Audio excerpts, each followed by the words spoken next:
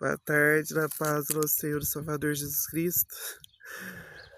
Passando aqui à tarde e olhando para aquele monte e lembrando de quando o Senhor fala para Abraão. Durante muito tempo Deus fez uma promessa para Abraão que Deus ia dar um filho para ele. E quando o filho já está moço, Deus vai novamente para Abraão e fala para ele: Abraão, pega o filho que você tem e vai no monte e oferece sacrifício.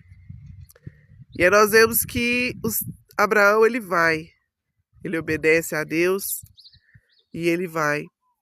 E a palavra do Senhor diz que quando Abraão chega ali, naquele momento em que o interessante dessa passagem é que quando eles vão subir, vai ele, os seus servos ali junto com ele, quando ele vai para subir, que é ele e o filho, para oferecer o sacrifício, ele olha para aqueles servos e ele fala: nós iremos e nós voltaremos.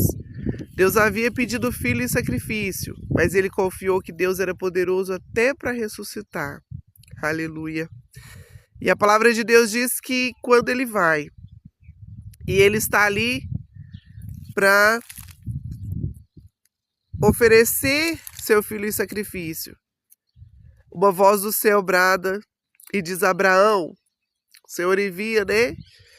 E diz: Abraão, não faça isso, porque agora eu sei que teme ao Senhor. E quando Abraão olha, ele vê o cordeiro.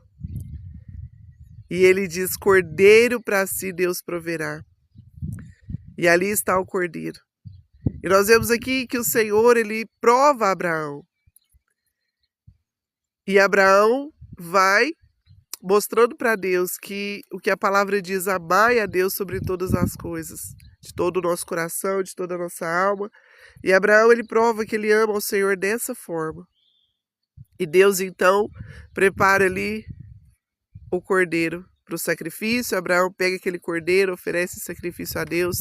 E como ele tinha falado, ele volta, ele e o seu filho, o filho da promessa, aquilo que Deus tinha prometido para ele.